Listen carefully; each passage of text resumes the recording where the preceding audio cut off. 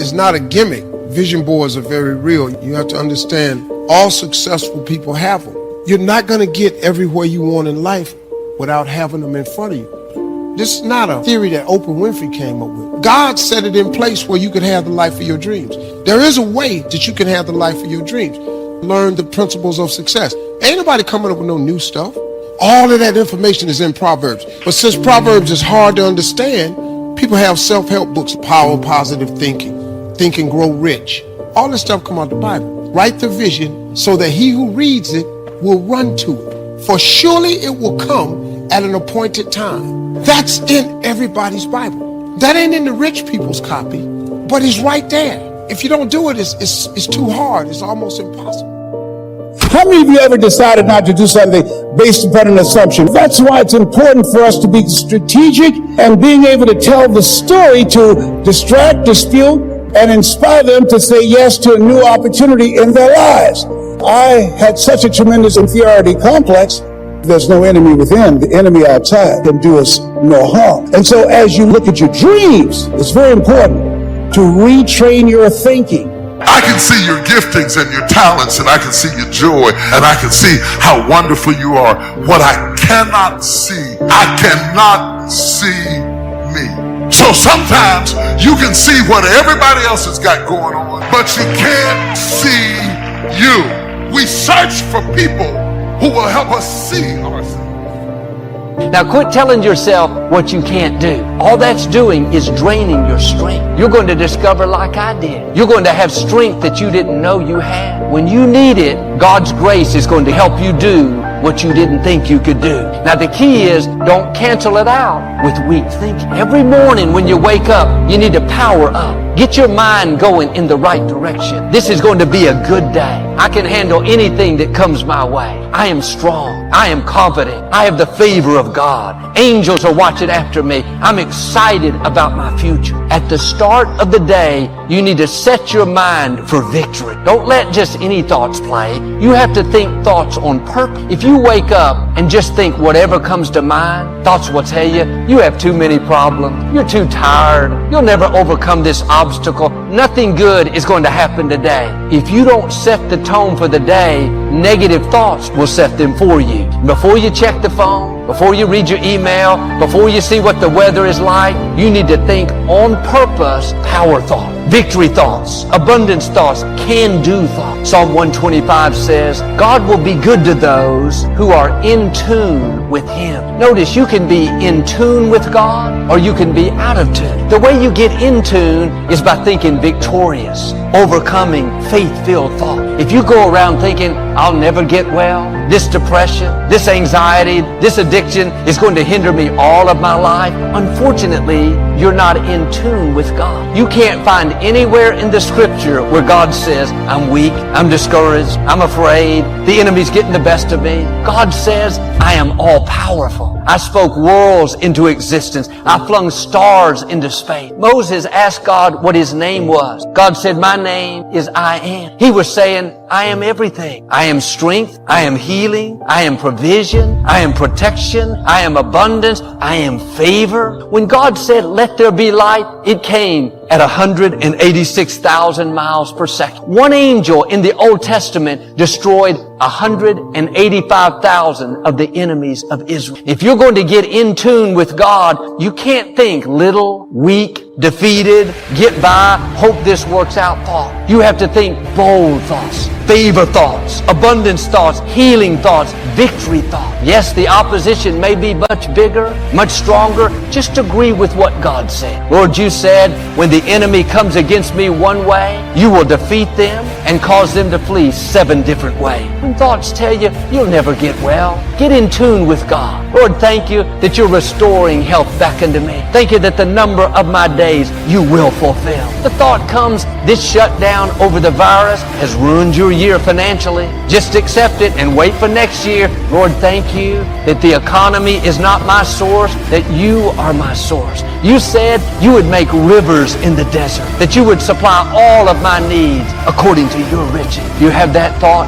you'll never have a baby. You heard the experts, it's not possible. Father, you said what's impossible with people is possible with you. You said you'd make the barren woman a happy mother of children. So Father, thank you that my baby is on the way. The way to get in tune with God is to think what He says about you. Not what you feel, not what the experts say, not what the economy says, but what the Most High God has spoken over you. The Scripture says, whose report will you believe? What the 10 spies are saying? The negative report, telling you what you can't do, how it's too tough? Or what Joshua and Caleb are saying, how you are well able? When my father went to be with the Lord and I stepped up to pastor the church, every thought told me that I couldn't do it, that I wasn't qualified, didn't have the training, I was too quiet. If I would have believed that report, I would have missed my destiny. That's why the Scripture says, be careful what you think. It gives us a warning. Your thoughts are setting the limits for your life. All that came to my mind were fearful, intimidating, negative thoughts. I did what I'm asking you to do. I didn't just think those thoughts because they showed up. I didn't dwell on them and think they were the truth. I tuned them out and got in tune with God. On purpose, I thought, I can do all things through Christ. I am strong in the Lord. I've been raised up for such a time as this. Father, thank you that I'm equipped, empowered, and anointed. Thoughts told me, nobody's going to listen to you, Joel. You don't have anything to say. Instead of believing those lies, I said, Father, thank you that your favor is causing me to stand out. That people are going to like me. They're going to be drawn to me. When they turn me on, they can't turn me off. If I had not got in tune with God and thought these power thoughts, I wouldn't be here. When Adam and Eve were in the Garden of Eden, they ate the forbidden fruit that God told them not to eat. Then they ran and hid. God came looking for them, said, Adam, where are you? Adam said, we're hiding because we're naked. God said, Adam, who told you you were naked? God knew the enemy had been talking to them. God is saying to you, who told you you're not qualified? Who told you you've made too many mistakes? Who told you that you come from the wrong family, that you'll never be successful? Those are the wrong voices. You need to tune that out and get in tune with God. When thoughts tell you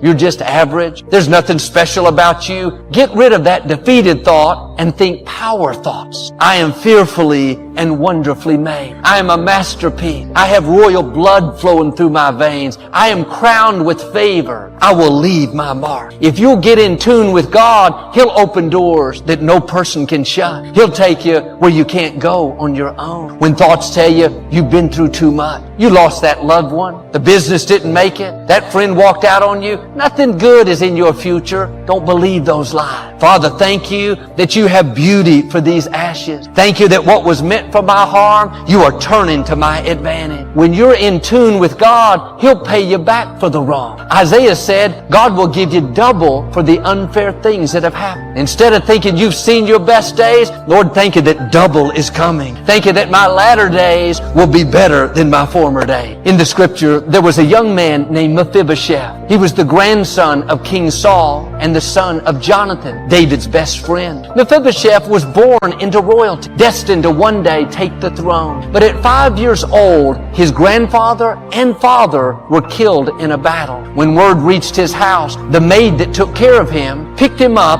and took off running, afraid that the enemy army was going to come after them. In her haste, she accidentally tripped and dropped Mephibosheth. Both of his legs were broken. He became crippled for life. Sometimes well-meaning people can drop you. This nurse had good intention. She was trying to help him, but she dropped him. Years passed. Mephibosheth ended up living in exile in a city called Lodabar. It was one of the poorest, most run-down cities of that day. The name Lodabar means without pasture. It had no greenery, no place to grow crops. It was like a wasteland. Here Mephibosheth was the grandson of the king. He had royalty in his blood. but he was living in the slums, barely surviving. One day, King David was thinking about his friend Jonathan. He asked his men if there were any of his relatives still alive so he could be good to them. David's men went out and searched through the slums of Lodabar and finally found Mephibosheth. Now he was a grown man. They had to carry him back to the palace. I'm sure Mephibosheth was afraid, thinking David was going to pay him back for his grandfather, King Saul, trying to kill him. But it was just the opposite. David was incredibly kind to him. He said, from now on, you're going to live in the palace with me. Every night, you're going to have dinner at my table. I'm going to give you all the land that belonged to your grandfather, King Saul.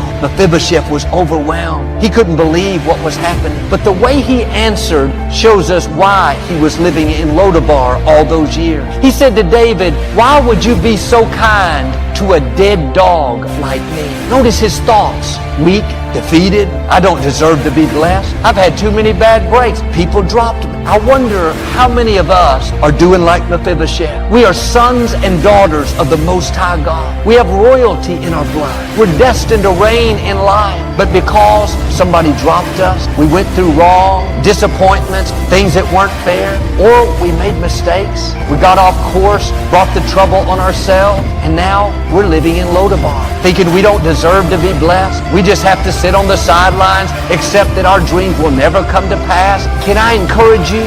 Get rid of that dead dog thinking. Nothing that's happened to you has to keep you from your destiny. No mistake you've made is too much for the mercy of God. You may have had some bad breaks, gone through some failures, but that didn't stop God's plan for your life. Now you have to do your part and quit thinking limited, defeated, unworthy thoughts and start thinking victory thoughts, abundance thoughts, favor thoughts. Put your shoulders back, hold your head up high, and remember who you are and whose you are. A child of the Most High. Get in tune with Him. Like David's men went searching through Lodabar, God is looking for you today. He's saying, I'm about to do a new thing. I'm about to pay you back for the wrongs. I'm about to open new doors, turn negative situations around. You're going to be amazed at the goodness of God. I'm asking you to pay attention to what you're thinking. You are drawing in what you're constantly dwelling on. Your thoughts